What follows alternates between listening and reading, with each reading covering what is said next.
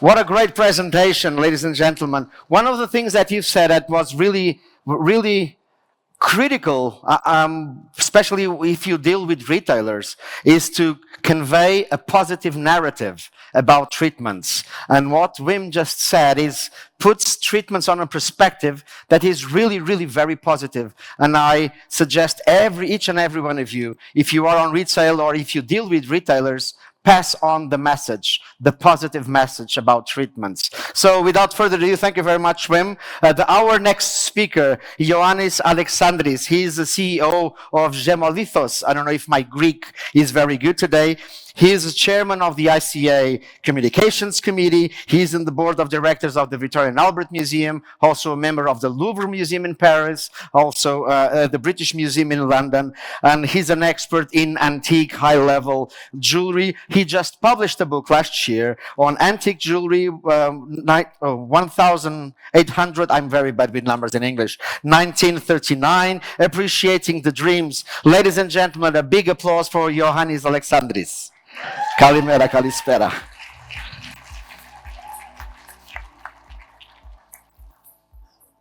I'm going to test if this thing is working. First of all. Yeah, you got it. Yep. Okay, it's nice to see you all here. I have to thank, first of all, the IBGM and, of course, all the people from ICA, the Congress Committee that made that thing happen. And, of course, I have to thank all of you that joined this Congress. And I hope you can get the best out of it and have also fun. So without further thing, we're going to go on. So what that has to do, when I've heard the title of this Congress was Gems for Generation, and we talked about sustainability and traceability. And I give you a simple example of how we can trace this kind of jewelry. Funny, you see that we're going to talk about the Braganza tiara. The Braganza tiara is made out of Brazilian diamonds, and how the karma has it, came in Sweden to crown a Swedish-born queen, Queen Sylvia, of course, of Sweden. So we have on one picture Pedro I. That was the founder of the Empire of Brazil, and that was in 1822. And when he married his second wife, Princess Amalie of Leuchtenberg, the wedding present, that was in 1829, the wedding present was the Braganza tiara, a very big tiara with diamonds that reportedly they were from jewelry from his first wife. So very easy to trace, and it's not usually this easy as you might think. Came to some generations. Princess Amalie died, unfortunately, after her daughter died. So the only descendant was her sister, Queen Josefina of Sweden. And in that way, this tiara passed to the Swedish crown jewels. Now, they say that if you want to know, if you want to trace, or if you want the tree to be healthy, you have to know, first of all, the roots. So, and the roots of our tree, usually, in our trade, are the mines, okay? Here is a list of the areas, or basically the gem production main areas in Brazil. Minas Gerais, Bahia, Rio Grande do Sul, Mato Grosso, and Goiás. Now, to give you an idea what that is, and when I was doing this presentation, I was preparing it, I was thinking, they call it paradise, and I was thinking they are right. It's really a paradise. You see, like, almost all of Brazil is full of gems, and this is not a complete chart, a complete map. We go further to a list of the states, which I will not go too much, and I would like to give you, though, an idea, only in Bahia, how many mines there are. So it's literally a paradise of gemstones. And we start a little bit from the beginning to understand where all these things started, why we're dealing with certain gemstones. I will not go through all the gemstones that Brazil produced, because there are more than 90 specimens, and it will take like days to go through. But I will take the most important ones. We'll go a little bit on the history of this, and I will start with chrysoberyl. Chrysoberyl, the first mining occurred in the 18th century in Minas Gerais. So, very rich in chrysoberyl, and as everybody knows, was then ruled by Portuguese emperor. And this kind of gemstones, they were traveling in Europe, and they became mostly used in all the royal houses. The second most important gem at the same almost period was amethyst. Amethyst up to 18th, 19th century was very, very popular, and it was coming usually from Russia and either Oberstein, also Sri Lanka. But when the settlers from either Oberstein came to Brazil and found amethyst, was of an extremely nice quality. And you will see now some of the first finds in this necklace, and recent quality of amethyst. It's obvious how the quality is. Think also that in those days, they were trying their best to match the color of the stones, and these are natural, not heated. And in a later date, on the set of Van Cleef and Arpels, also natural amethyst, how nice the color is, how perfect the color is. By heating, you get citrine. By heating amethyst, you get citrine. And these are examples of citrine through the ages, beginning from the 19th century piece of jewelry to a new one, and then to the 50s, 60s, the pair of ear clips, and then the spectacular gemstone as in the lower picture. So, but for what is Brazil famous? What makes Brazil famous? What stones? Imperial topaz. About the name of imperial topaz, I will not discuss here, because there are different opinions. Some they say it comes from Brazil, some they say it comes from Russia. But the most important thing is that imperial topaz had a major use in almost all those days known world. It was much appreciated, and in the desire of perfection and the perfect color, people thought, let's trick a little bit, let's put a foil back on the back of the not so nice stones with a little bit of color, and let's pretend that this is the best quality of the best. Unfortunately, apart from the ring, the other two colors are not real. They are enhanced by foil backing, and but it's a typical thing of those days. Now, you find this gemstone, imperial topaz, in Ouro Preto and Minas Gerais again, from around 1750s. And when we go through some images, you will see how the quality in every, let's say, 50 years or 100 years is getting better and better.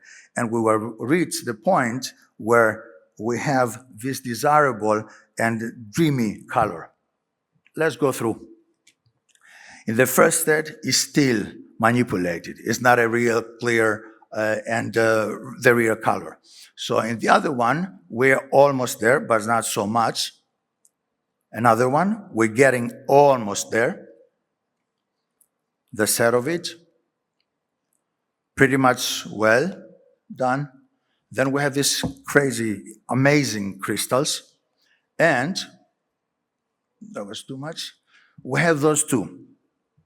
The pink one, it is very, I would not say common, but very desirable and very rare. But the pendant on your left, it's a really amazing stone. And then, we'll go further. in this pair of earrings from jar, which are reaching almost perfection on what we want on an imperial topaz. And if you think that is the best, there is a surprise. So you have everything there. This fire, the orange, the red, everything is in there. So that's for me, or as you see, as for all of you, one of the best examples that you can have in imperial topaz. Now, another very important important gem that we have, that Brazil produce is aquamarine. He is a good friend of mine, so to see how that was an extremely clean crystal, and comes from Minas Gerais also, and is 23 centimeters, and he was so kind to give me a picture in comparison with his size, so you can see how beautiful and how big these crystals are. Certainly, I shouldn't forget to mention this great thing, the 10,000 carat that is in the Smithsonian Institute, and that was found in 1980s, and was cut, or let's say created, this sculpture by Baron Munsteiner in the 1992-1993. But were all these aquamarines like this? No, and this is a very nice example. The pendant is from the beginning of the 20th century, 1900. Still very nice, but it's not always like this. In this point, I would like to mention that everybody in this business, we're focusing on finding the best material or the right material for one person, our customers.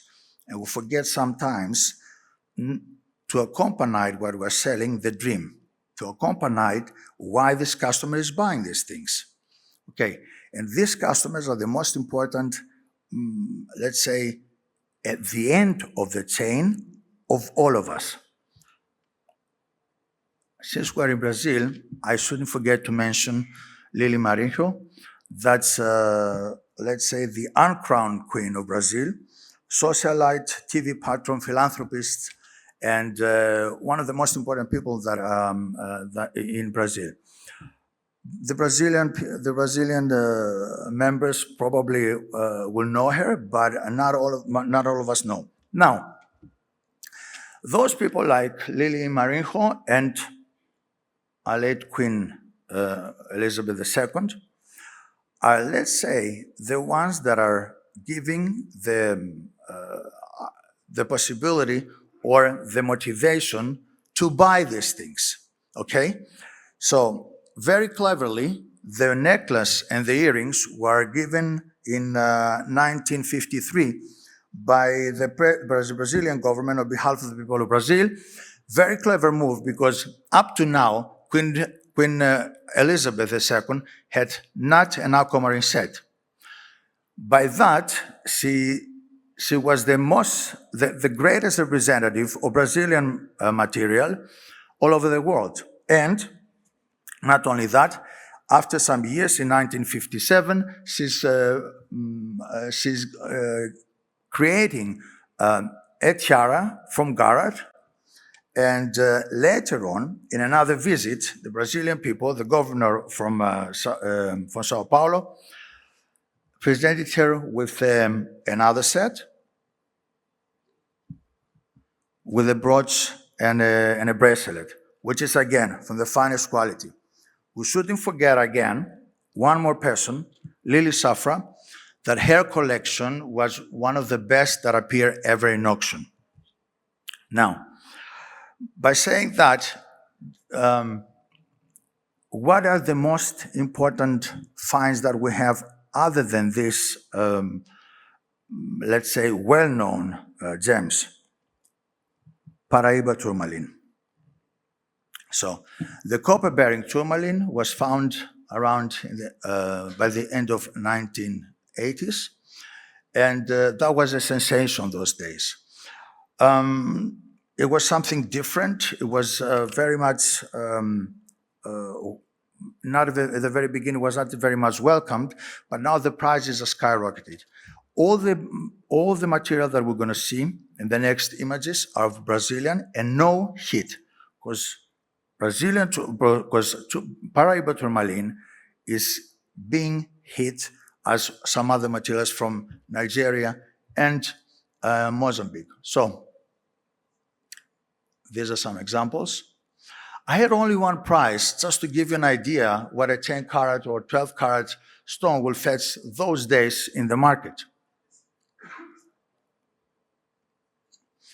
And something to compare why we have these finds in the same almost position in Nigeria. So the material is not quite the same, but still you can see that there is a connection on this geologically. So somebody used this once again, a very good example from the GIA. And also, if you think that that's it with Paraíba, and how much color can we have in one crystal, this is a very good example. An amazing piece of mineral, which have almost everything. So the imagination or the creation of Earth is unimaginable. And we're coming to one of the most important finds in Brazil. Alexandrite is a chrysoberyl alexandrite. We talked about chrysoberyl before. Is one of the rarest gemstones that we can find on Earth. The monopoly, I would say, of production was up to the 1980s, only from Russia and Sri Lanka. And then in 1980s, Brasília blessed with some extremely nice finds, and it was again something very, very important for the economy also for Brazil. Now, in Lavra de Hematita in 1985 was one of the greatest finds of discoveries of alexandrite in history. And this is the example or the colors that you can expect. To that, we have also Katsai chrysoberyl from Bahia, Espírito Santo, representatives of this. And not to forget a gemstone that we usually underestimate, opals. Opals are overshadowed from Australia. Australia, of course, is the biggest producer, and it produces a fantastic material. But what is nice on the areas that this material is found is that the byproducts, or let's say the waste of these opals, is given to the local communities, and they are doing mosaics to sell further. So this is something that the communities will give further. The communities profited, and also, and not only the miners. We shouldn't forget, of course, the person that we kind of thank a lot in Brazil, Julius Roger Sauer. Let's say a legend. He opened his company in around 1949, and is gained international acknowledgement through his involvement of nomenclature of Brazilian emeralds and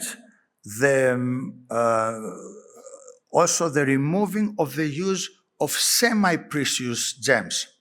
Why? In the 19th century, or let's say better, in the 18th century, amethyst was rare, very rare, and it was a precious gem. But later, when we have finds in Brazil, in Sri Lanka, in Russia, this material was plenty in the market, so it's not so much valuable. And then with this, together, amethyst together with some other stones became like semi-precious stones. Julius Sauer was the one that was against this, and finally we got in this position today that all these gems are not called anymore semi-precious because every gem is precious. I couldn't forget to mention the Belmont mine. Operating with sustainability, with high-end technology, and the most important for me when I was doing this presentation was that it's one of the companies that, apart from the ethical practices, they have programs for environmental education, social development, and also in the communities near the mining area, which is in our days is a must. So also by creating a 3,400 acres of Atlantic forest in protection of the wildlife. Just an example of the nice Belmont emeralds. And I don't have so much time, but I'll try to finish it as quickly as possible. Diamonds should not be left in our list. Brazil was the major producer of diamonds after India stopped producing diamonds in the Golconda mines. That happened until 1870s. So, and the diamond that we're going to discuss today is the Star of the South. The Star of the South is a 128-carat diamond found in Brazil in 1853, moved all the way to India, and it became the trademark of the Gaekwar of Baroda in this spectacular necklace. Later in the 2000s, it was sold and bought from Cartier, and Cartier made a spectacular bracelet that was bought subsequently from Her Royal Highness Saika from Moza from Qatar. And again, the diamond, it's a fancy light purplish brown. Now, another notable diamond is the President Vargas, found in 1938. And if you think that what else can Brazil can produce are these two little guys. Perhaps the most spectacular colored diamonds that ever came from Brazilian ground. The Mosaic Fred, and the other one is the Green Lantern.